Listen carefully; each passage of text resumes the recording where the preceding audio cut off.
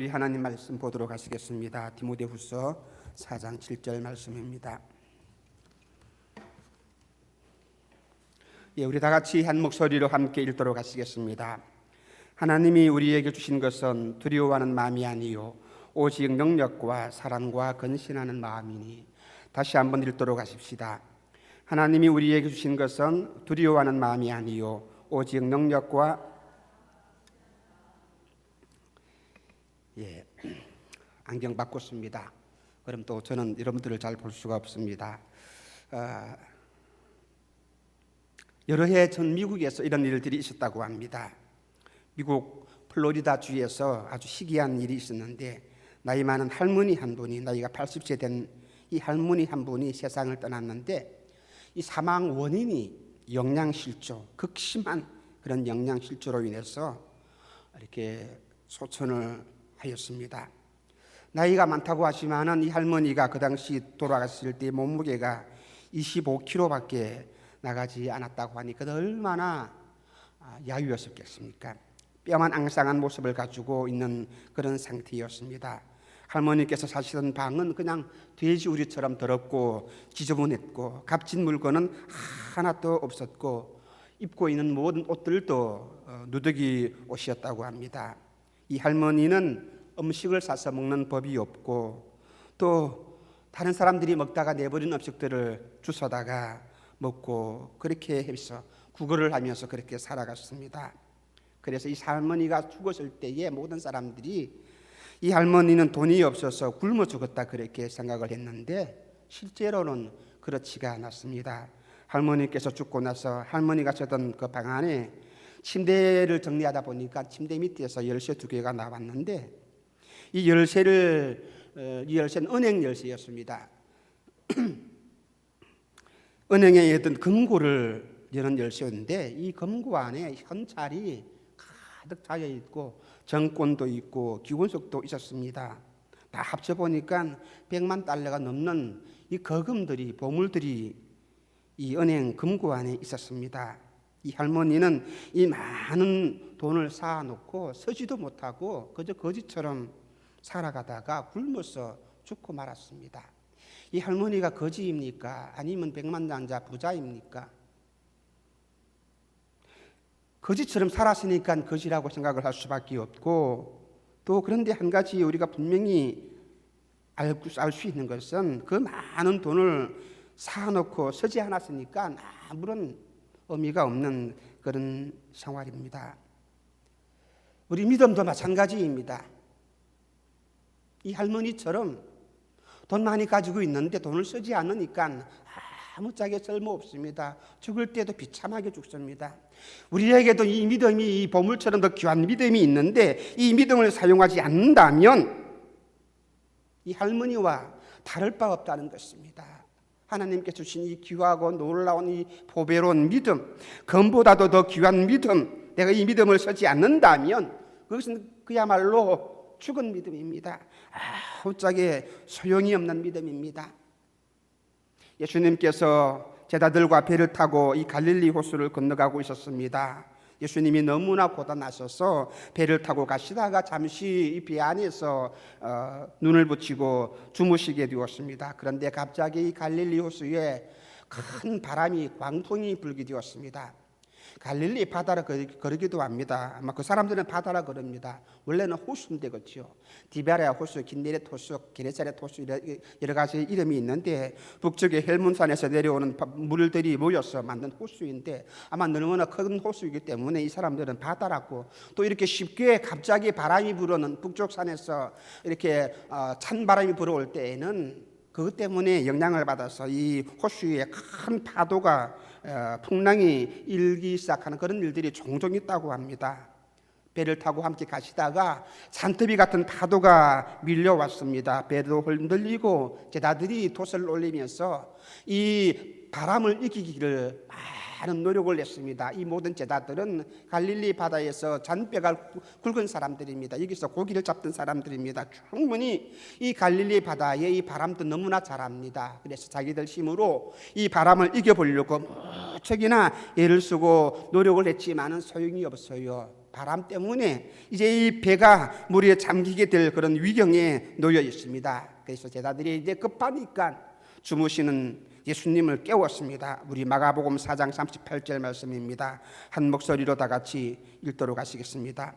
예수께서는 고물에서 베개를 펴시고 주무시더니 제자들이 깨우며 가로되 선생님이여 우리의 죽게 된 것을 돌아보지 아니하시나이까. 이렇게 예수님을 깨우면서 예수님께 살려달라고 요청을 했습니다. 예수님께서 일어나셨습니다. 깨셨습니다. 그리고 바다를 향하여서 명령을 합니다. 잠잠하라, 고요하라. 그 이 말 한마디에 예수님께서 말씀하신 이 말씀 한마디에 바람과 물길이 조용해졌습니다. 그리고 제자들을 향하여서 예수님께서는 책망을 하였습니다. 이 책망하신 말씀을 함께 보십시다. 마가복음 4장 40절 말씀입니다. 다 같이 읽겠습니다. 이에 제자들에게 이르시되 어찌하여 이렇게 무서워하느냐? 너희가 어찌 믿음이 없느냐? 이렇게 책망을 하십니다. 왜 무서워하느냐? 왜 무서워하느냐? 왜 믿음이 없느냐? 왜 무서워하느냐? 배 안에 주님이 계시는데 너희에게는 놀라운 믿음의 능력이 있는데 왜 무서워하느냐? 주님이 책망하신 말씀이 무엇입니까? 왜 무서워하느냐? 우리가 살면서 아마 우리 인생도 이 바다를 항해하는 항로를 노져가는 그런 인생과 똑같습니다. 가다 보니까 항해를 하다 보니까 이런 풍랑이 일게 마련입니다. 예수님이 안 계셔서 풍랑이입니까? 아닙니다. 배 안에 예수님이 계십니다. 내가 기도를 안 해서 풍랑을 만납니까? 아닙니다. 내가 기도를 열심히 했는데도 풍랑을 만납니다. 이것이 우리 인생입니다. 예수님과 함께 걸어가는데도 예수님과 함께 배 안에 있는데도 풍랑을 만납니다. 이것이 우리 인생입니다.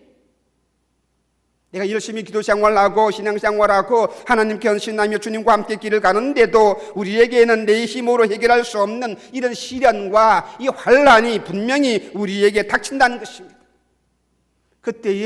이럴 때에 내가 시련을 만날 때에 내가 환난을 당할 때에 우리가 어떻게 해야 합니까? 오늘 말씀처럼 무서워해서는 안 됩니다. 두려워해서는 안 된다는 것입니다. 겁먹지 마시기를 바랍니다. 주님이 하신 말씀 기억합니까? 왜 무서워하느냐? 왜 무서워하느냐? 바람 불어온다고 배가 지금 잠기게 되었다고 이것 때문에 무서워하느냐? 주님께서는 제자들에게 책망을 하였는데 우리가 이 믿음대로 살지 아니한다면, 믿음 없이 두려움 속에 빠져 있다면 주님께서도 저와 여러분에게 이렇게 책망할 것입니다. 왜 무서워하느냐? 너 믿음이 도대체 어디 있느냐? 네가 믿는 사람이냐? 네가 믿음을 가지고 있는 사람이냐? 하나님을 의지하는 사람이냐? 하나님의 전능하심을 믿는 사람이냐? 왜 믿음을 가지고 있는데도 무서워하느냐? 그래서 우리가 고난을 겪을 때에 어떻게 해야 합니까? 내가 시련을 만날 때에, 내가 광풍을 만났을 때에 어떻게 해야 합니까? 내 안에 있는 그 예수님 깨워야 합니다. 예수님이 내 마음속에서 잠자고 있으면 아무런 의미가 없습니다. 예수님을 깨워서 예수님이 일하시도록 해야 합니다. 하나님을 제한하지 말라 그런 책이 있지 아니합니까? 우리가 깨워서 간구해서 우리가 하나님이 일하시도록, 주님이 일하시도록 우리가 깨워서 주님의 도우심을 구하고 주님의 능력을 힘을 입고 그런 믿음의 일들을 감당해야 합니다. 그렇게 된다면 예수님이 일어나셔서 바다를 향하여 잠잠하라 말 한마디에 바다가 잠잠합니다. 내가 예수님을 깨운다면 이 모든 두려운 상황 속에서, 이 환난 가운데서 예수님을 깨운다면, 내가 하지도 아니했는데 예수님께서 나오셔서 일어나셔서 잠잠하라 말 한마디 명령하니까 잠잠합니다. 주님이 다 이 풍랑을 잠재워 주실 것입니다. 이 모든 환난을 주님께서 잠재워 주실 것입니다. 이것이 참 믿음이에요. 이것이 살아있는 믿음이에요. 이것이 바로 예수님을 모시고, 내 안에 예수님을 모시고 내 안에 계시는 예수님을 깨워서 예수님이 나로 하여금 나를 위해서 일하도록 하게 하는 이 모든 믿음이 바로 믿음의 생활입니다.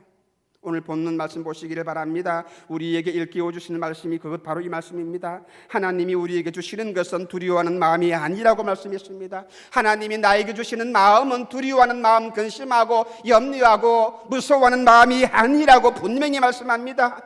아무리 내 앞길에 시련이 있다 할지라도, 고난이 있다 할지라도, 바람이 불어온다 할지라도 이것은 없을 수 없어요. 주님과 함께 길을 가는데도 바람이 불어옵니다. 시련이 옵니다. 고난이 닥쳐옵니다. 그렇다 할지라도 주님께서는 무엇이라 말씀합니까? 무서워하지 말라, 두려워하지 말라 이렇게 말합니다. 두려워하는 마음은 하나님이 주신 것이 아니라 그랬습니다. 두려움의 생각은 지극히 인간적인 생각이고 하나님을 믿지 못하는 생각이고 마귀가 주는 그런 마음입니다. 그래서 이 모든 것들을, 이 두려움을 떨쳐버려야 합니다. 하나님이 우리에게 주시는 것이 무엇입니까? 바로 바울은 오늘 본문 말씀을 통해서 우리에게 분명히 깨워주고 있습니다. 이 말씀을 통해서 우리가 세 가지를 함께 묵상을 하면서 하나님께 기도하기를 원합니다. 하나님이 나에게 주시는 것은 무엇입니까? 능력이라 그랬습니다. 하나님이 저와 여러분에게 주시는 것은 능력이라 그랬습니다. 우리에게 힘을 주시고 나에게 두려워하는 마음을 주시는 것이 아니라 내가 세상을 이길 수 있는 힘, 성령의 권능, 파워, 능력을 주신다고 말씀하셨습니다. 저와 여러분은 이 믿음을 통해서 하나님이 능력이 우리에게 있음을 믿어야 합니다. 그래서 왜 두려워하느냐? 이렇게 주님께서 책망을 하십니다. 두려워할 필요가 없다는 것이에요. 왜요? 우리에게는 하나님이 주시는 능력이 있기 때문입니다. 하나님이 주시는 권능이 있기 때문입니다. 하나님은 나의 힘이 되시고 우리의 능력이 되시고, 그래서 내가 세상을 살아갈 때에 이 세상을 이길 수 있도록 능력과 권세를 주십니다. 그런데 왜 믿음이 없는 사람처럼, 능력이 없는 사람처럼 벌벌 떨고 두려워하고 염려하느냐? 두려워해서는 절대로 안 된다는 것입니다. 우리 부산에 가면은 그 남쪽 바다에 오륙도라고 하는 섬이 있습니다. 사람이 살지 아니하는 섬인데, 돌섬인데 바람이 물결이 밀물이 되었을 때는 5개가 되었다가 또 설문이 되었을 때는 6개가 되었다가 이 섬 하나는 보였다가 보이지 않았다가 작은 돌섬입니다. 그런데 모든 배들은 있잖아요. 볼 때에 조그마한 섬인데 모든 배들은 이 돌섬을 다 피해서 도망갑니다. 옆으로 나갑니다. 아마 큰 배랄지라도 이 작은 돌이기 때문에, 작은 돌섬이기 때문에 이까지 타고 그냥 부딪히고 지나간다면 이 배는 무너지고 말 것입니다. 파손하고 말 것입니다. 그런데 보세요. 이 돌섬은 작지만은 그 넓은 바다에서 끝까지 굳건히 서 있습니다. 어떤 광풍이 불어와도, 어떤 태풍이 불어와도 요동하지 아니하고 끝까지 그 자리를 지키면서 그 자리에서 자기의 모습을 보여주고 있습니다. 이 돌섬이 왜 그렇게 움직이질 아니합니까? 밑에 내려가서 지구의 그 땅속에 끝까지 붙어 있기 때문입니다. 엄청난 땅덩어리랑 그 작은 돌덩어리가 연결되어 있기 때문에 흔들리지 아니합니다. 그래서 모든 배들이 다 피해갑니다. 마찬가지입니다. 우리는 연약합니다. 내가 볼 때에는 약합니다. 미약합니다. 그러나 우리는 보잘것없지만은 우리가 누구랑 연결되어 있습니까? 전능하신 하나님과, 내 힘이 되시고 내 능력이 되시는 하나님과 연결되어 있기 때문에 절대로 우리는 약하지 않다는 사실입니다. 그래서 내가 믿음으로 하나님과 연결되어 있다는 사실을 깨닫고 믿으시기를 주님의 이름으로 축원합니다. 전능하신 하나님하고 나랑 연결되어 있는데, 그분이 나의 아버지이시고 그분이 내 힘이 되시고 능력이 되시고 나의 반석이 되시는데 우리가 무엇 때문에 두려워합니까? 무엇 때문에 두려워합니까? 무엇 때문에 염려합니까? 그렇죠?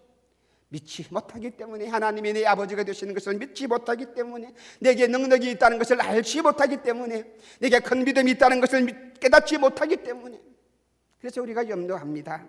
시편 27편에서 다윗이 이렇게 하나님께 기도합니다. 다 같이 읽어보도록 하시겠습니다. 여호와는 나의 빛이요 나의 구원이시니 내가 누구를 두려워하리요. 여호와는 내 생명의 능력이시니 내가 누구를 무서워하리요. 그래요. 내가 누구를 무서워합니까? 내가 누구를 무엇 때문에 두려워합니까? 무엇 때문에 염려합니까? 하나님이 나의 능력이 되시는데, 하나님이 나의 힘이 되시는데, 하나님께서 내게 세상을 이길 수 있는 힘을 주시고 이 약한 마귀의 모든 권세를 물리칠 수 있는 능력을 주시는데, 에베소서 6장 보니까 하나님의 전신갑주를 입으라 하는 말씀이 있습니다.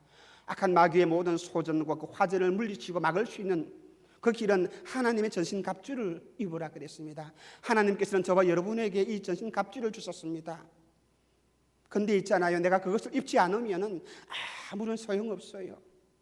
아무리 능력 있는 전신갑주를 할지라도 내가 그것을 입지를 않는다면 우리는 질 수밖에 없는 것입니다. 믿음을 가지고 이것을 입고 하나님이 내 아버지가 되심을 내가 믿고 이 모든 염려와 근심 걱정을 떨쳐버려야 합니다. 하나님이 내 아버지가 되시기 때문에 내가 무엇 때문에 염려합니까? 절대로 그럴 필요가 없는 것입니다. 감리교를 창시했던 그 영국의 유명한 웨슬리 선생님의 이야기입니다. 이 웨슬리가 한 번은 복음을 전하기 위해서 영국을 떠나서 미국에 선교사로 나갔습니다. 그래서 미국에서 오랫동안 열심히 복음을 전거했는데 이 선교의 결과가 기대받기였습니다. 열매가 맺히지를 않았습니다. 그래서 이 웨슬리가 낙심을 해가지고 실망하는 마음을 가지고 다시 영국으로 돌아가는 배를 타고 이제 고향 땅으로 갑니다. 그런데 배를 타고 고향으로 가다가 이 배가 대서양 중간쯤에 왔을 때에 큰 풍랑을 만나가지고 배가 요동을 치고 흔들리기 시작했습니다. 이제는 끝장이다 그렇게 웨슬리가 생각하고 두려워서 나는 죽었구나. 선교의 열매도 맺지 못하고 하나님의 일도 이제는 하지 못하고 나는 죽게 되었구나. 그런 무서운 생각, 두려운 생각이 들어서 벌벌 떨고 있는데 한쪽에서 찬송 소리가 들리는 것입니다. 그 풍랑 가운데서, 그 광풍 가운데서 전혀 그 몇 사람이 동요하지 않고 둘러모아 앉아서 하나님께 찬송하면서 기쁜 마음으로 찬송하면서 기도하는 것을 보았습니다.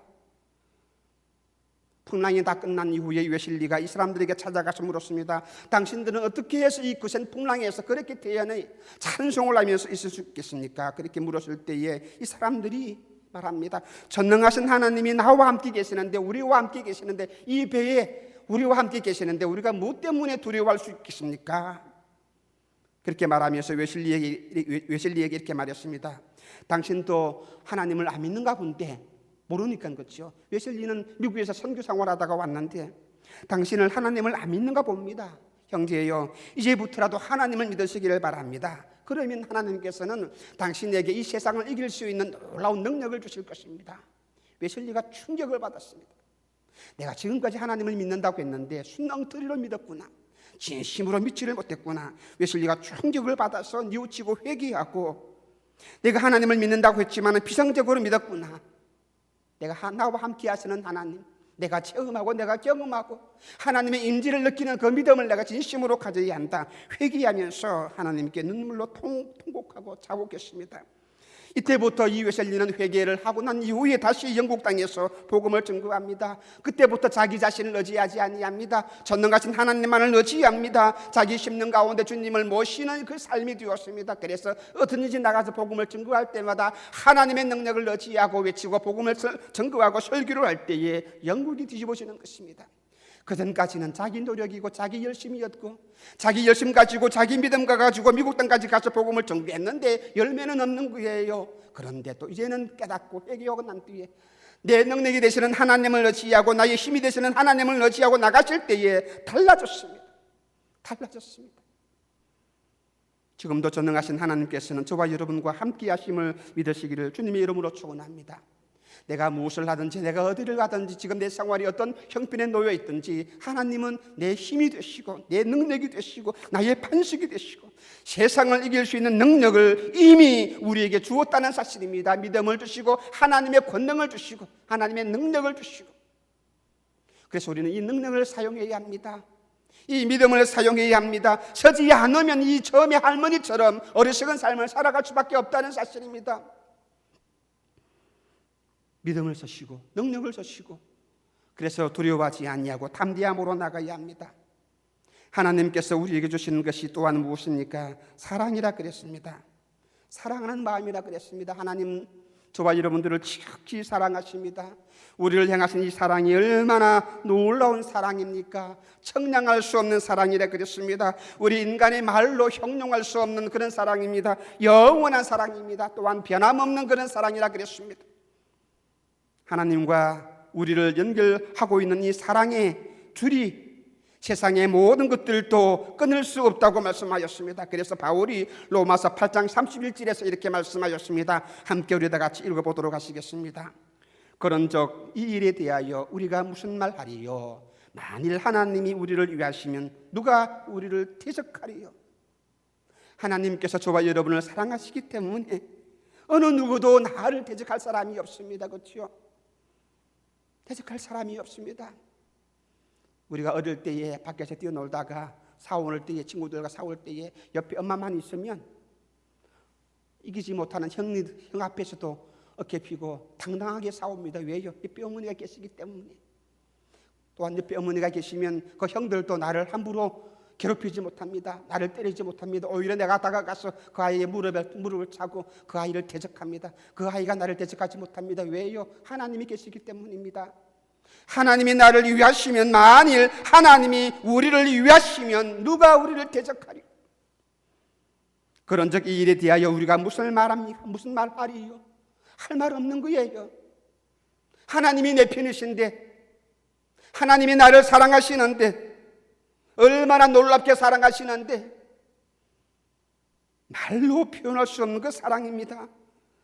정신을 차린 뒤에 사도 바울이 계속 말합니다. 만일 하나님이 우리를 위하시면 누가 우리를 대적하리요? 그랬습니다. 하나님이 나를 위하시고 나를 사랑하시는데 누가 나를 감히 대적할 수가 있겠습니까? 이 세상에서 우리를 대적할 사람 아무도 없습니다. 우리를 대적한다는 것이 무슨 말입니까? 나를 대적한다는 것은 바로 하나님을 대적한다는 것과 같은 말이거든요. 그럴 수가 없는 것입니다. 그러나 이렇기 때문에 우리는 두려워할 이유가 전혀 없습니다. 로마서 8장 32절을 다시 한번 보시겠습니다. 다 같이 읽겠습니다. 큰 목소리로 한번 읽어보도록 하십시다. 자기 아들을 아끼지 아니하시고 우리 모든 사람을 위하여 내어주시니가 어찌 그 아들과 함께 모든 것을 우리에게 은사로 주지 아니하시겠느냐. 읽어도 또 은혜로운 말씀입니다. 그치요? 하나님이 나를 사랑하시고 나를 사랑하시기 때문에 내게 필요한 모든 것들 다 채워주신다는 사실. 우리가 살아가면서 필요한 것들 참 많이 있습니다. 내 육신 생활에 필요한 것들, 내 가정에 필요한 것들, 먹을 것이 필요하고 마실 것이 필요하고, 또한 공장에서, 가정에서, 가게에서 모든 처리할 일도 필요합니다. 건강도 필요하고요, 물질도 필요하고요, 얼마나 많이 필요합니까? 그런데 하나님께서는 이 모든 것들을 어떻게 해요? 공급해 주시겠다, 은사로 주시지 않겠느냐? 왜요? 하나님이 나를 사랑하시기 때문입니다. 사랑하시기 때문에 하나밖에 없는 아들까지라도 우리를 위해서 죽게 하시고 아낌없이 내어주신 이 하나님의 사랑, 아들까지도 주셨는데 이까지 그 물질 것까지 하나님이 안 주시겠느냐? 그 말. 이러한 믿음이 오늘 우리에게 있어야 합니다. 그렇기 때문에 무엇을 먹을까, 무엇을 입을까 염려하지 말라. 왜요? 하나님이 나를 사랑하시기 때문입니다. 하나님께서 저와 여러분들을 사랑하시기 때문에 우리는 염려하거나 두려워하거나 걱정할 필요가 전혀 없는 거예요. 33절과 34절 말씀을 함께 보십시다.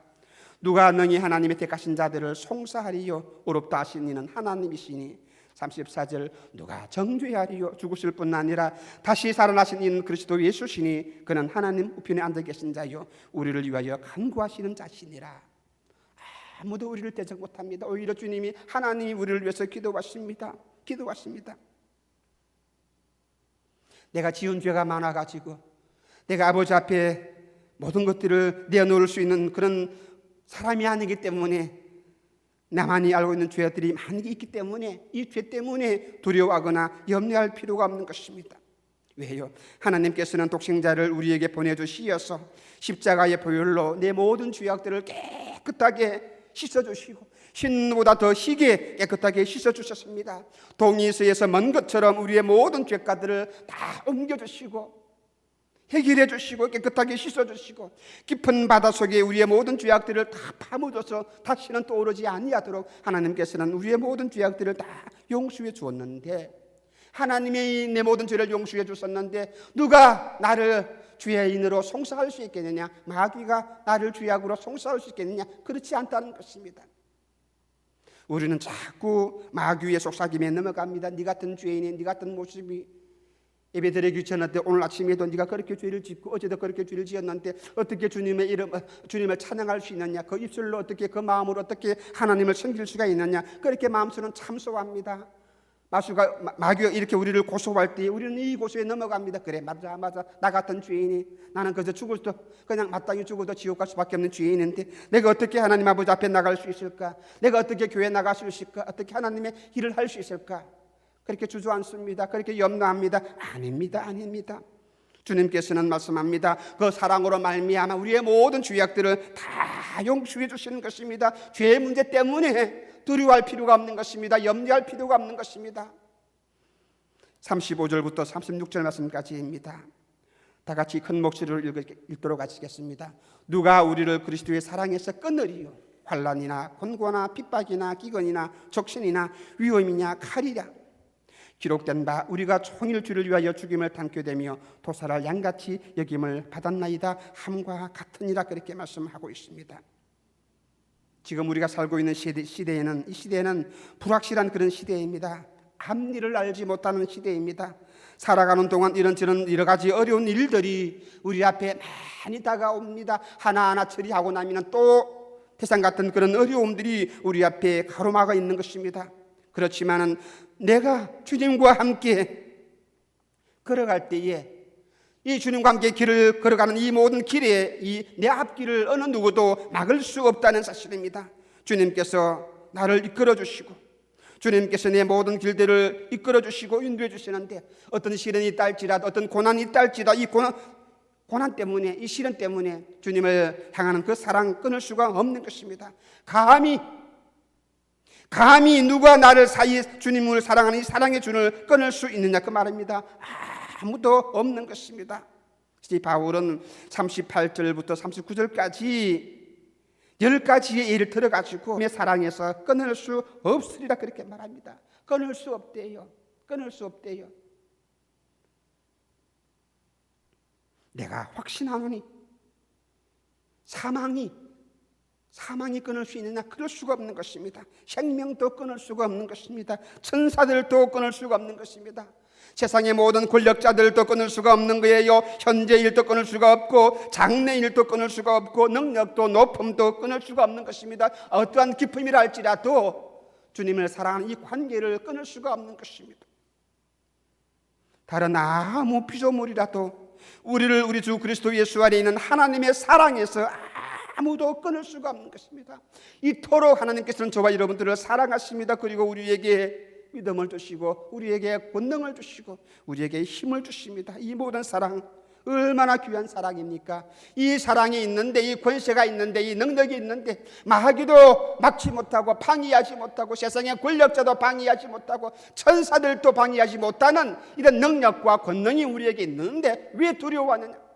왜 무서워하느냐? 물론 우리가 살면서 넘어질 때가 많이 있습니다. 왜 그렇습니까? 내가 연약하기 때문입니다. 그러나 이 세상에 그 어떠한 것도 끊을 수 없는 이 사랑의 줄을 내가 붙잡고 다시 일어설 수 있는 사람이 되시기를 주님의 이름으로 축원합니다. 잠언서 24장 16절에서 말씀하셨습니다. 대저 의인은 7번 넘어질지라도 다시 일어난다 그랬습니다.